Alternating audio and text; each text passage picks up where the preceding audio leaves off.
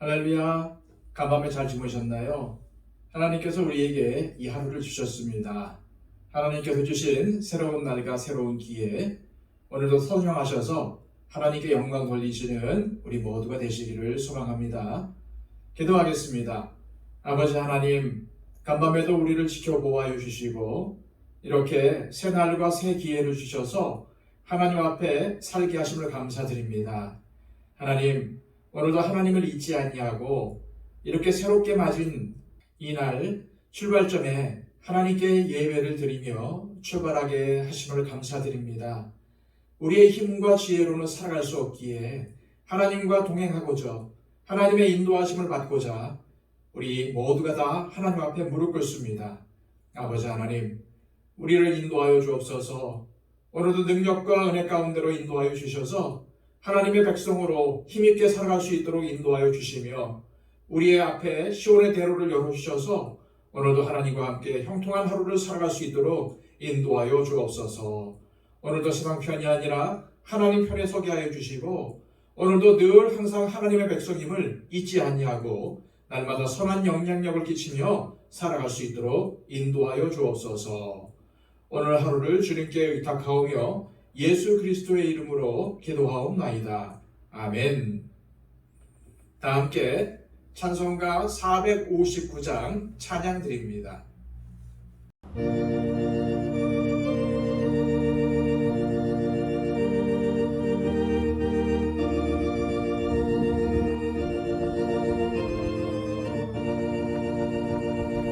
누가 주를 따라 섬기려는가? 누가 죄를 떠나 주만 따를까? 누가 주를 섬겨 남을 구할까? 누가 주의 뒤를 따라가려나?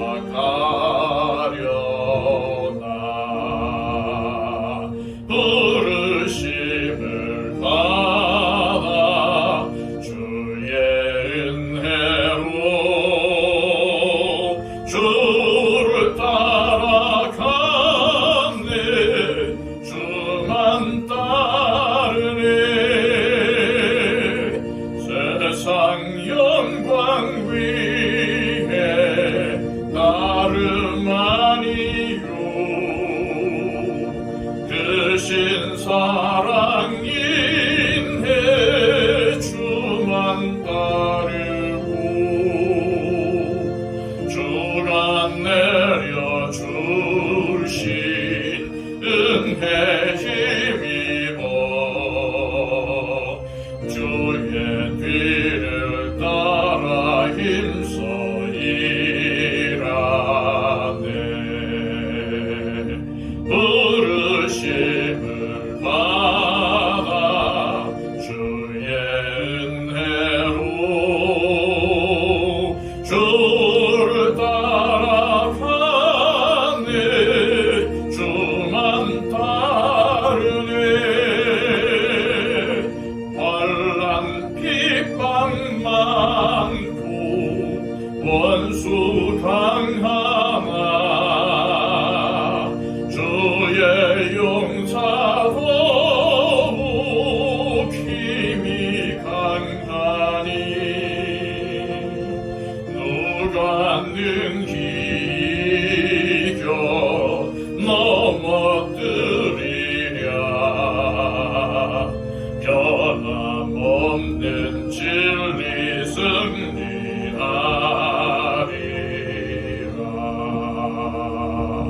기쁜 찬송하며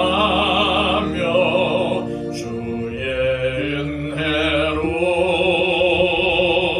주를 따라가네.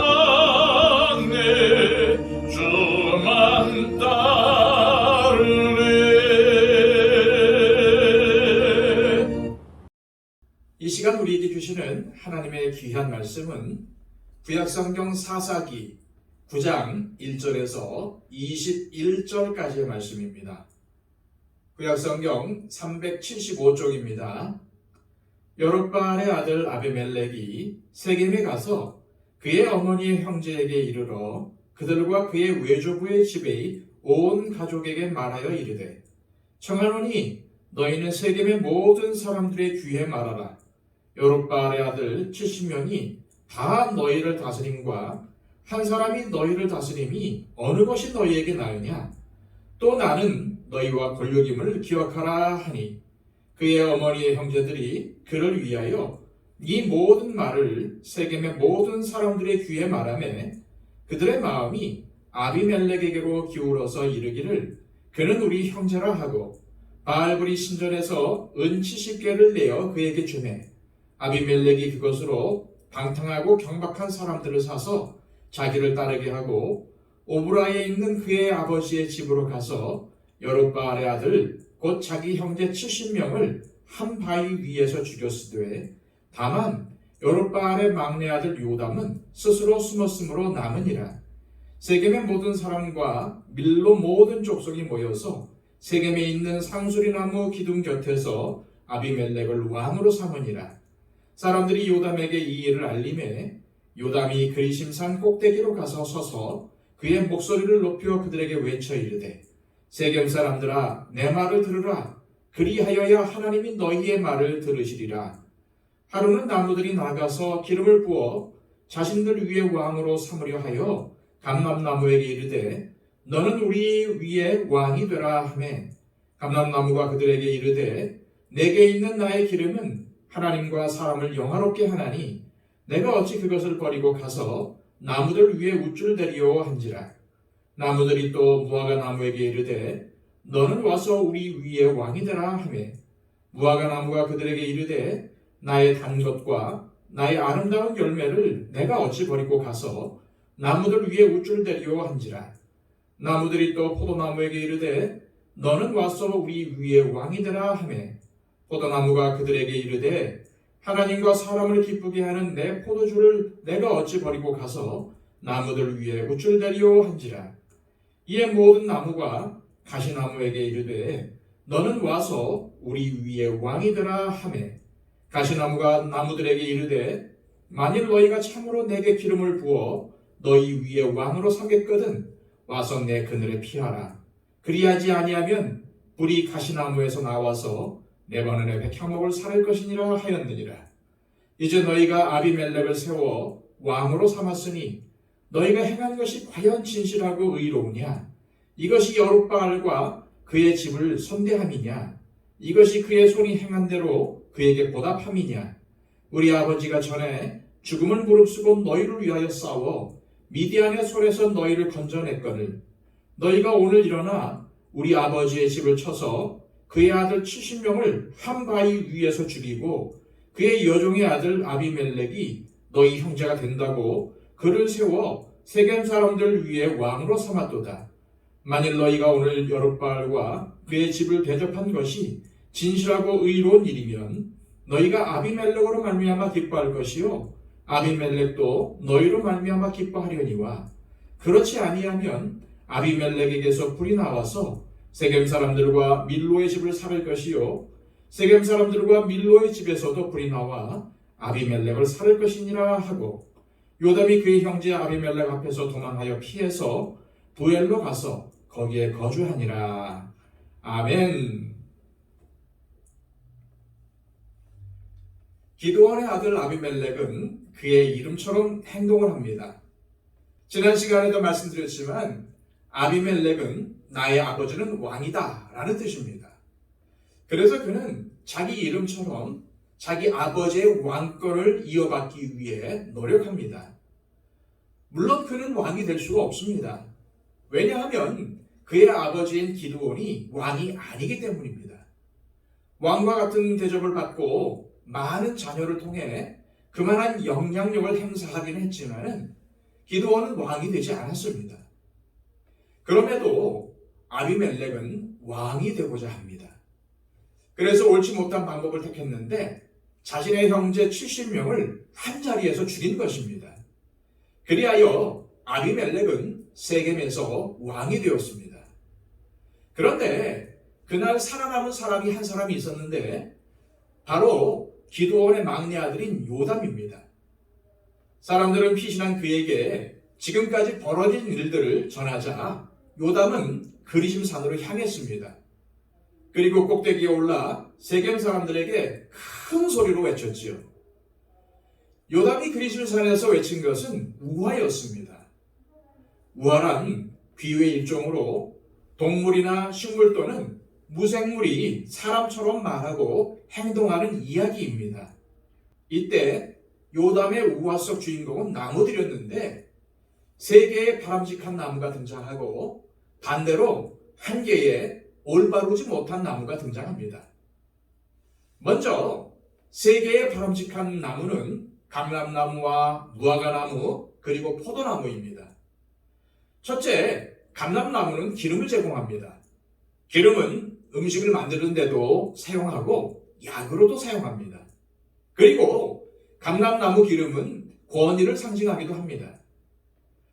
두 번째 무화과나무는 사람들에게 양식을 제공하는 나무였습니다.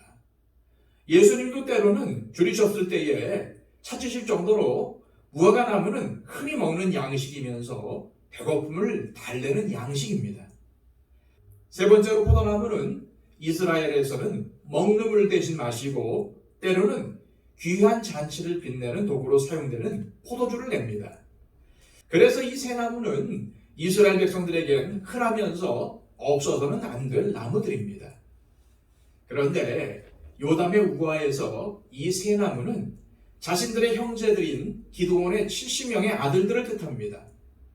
아버지 기드온이 사사로서 이스라엘을 구원하는데 큰 힘을 쏟았고 그 자녀들도 감람나무와 무화과나무와 포도나무처럼 요소요소에서 이스라엘 백성들에게 도움을 주면서도 왕의 자리를 거절하고 자신의 맡은 직분에 충실했음을 비유적으로 이야기한 것입니다.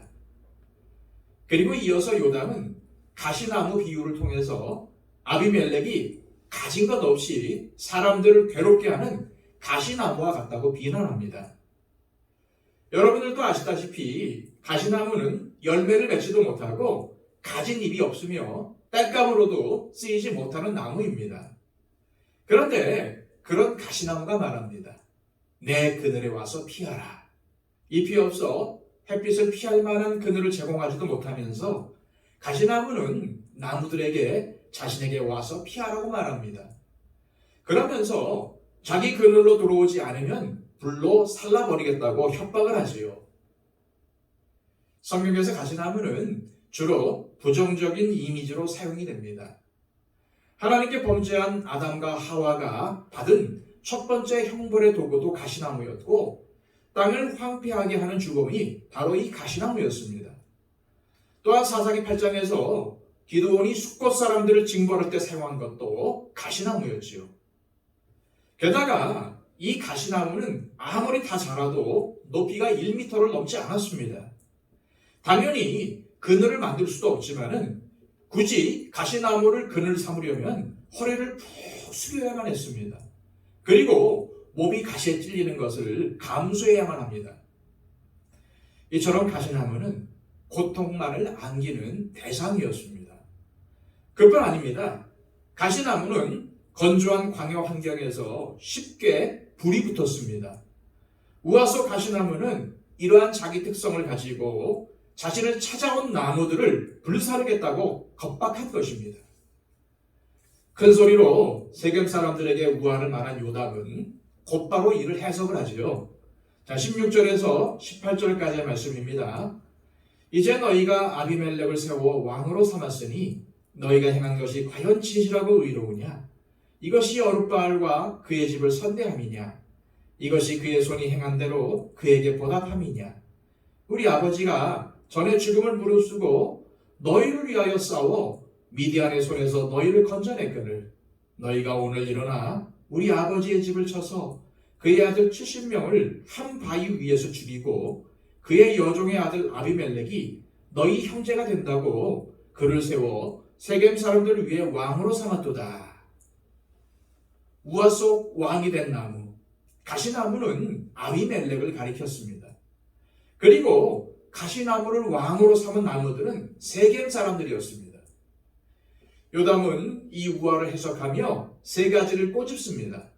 첫째, 아비멜렉은 결코 왕이 될 자격이 없다. 둘째, 세겜 사람들은 그런 자를 제대로 분별하지 못하고 그저 친족이란 이유로 용인할 만큼 어리석다.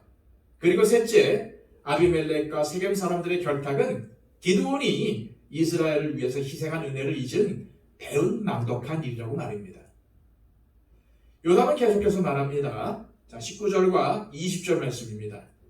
만일 너희가 오늘 여룻바알과 그의 집을 대접한 것이 진실하고 의로운 일이면 너희가 아비멜렉으로 말미암아 기뻐할 것이요 아비멜렉도 너희로 말미암아 기뻐하려니와 그렇지 아니하면 아비멜렉에서 불이 나와서 세겜 사람들과 밀로의 집을 살할 것이요 세겜 사람들과 밀로의 집에서도 불이 나와 아비멜렉을 살할 것이니라 하고, 그동안 벌어진 일련의 사건들을 해석한 요담은 만일 세겜 사람들의 행동이 진실하고 의로웠다면 세겜과 아비멜렉은 서로를 통해서 기쁨을 누릴 것이나 그렇지 않았다면 서로에게서 불이 나와서 서로를 파멸에 이르게 할 것이라고 저주했습니다.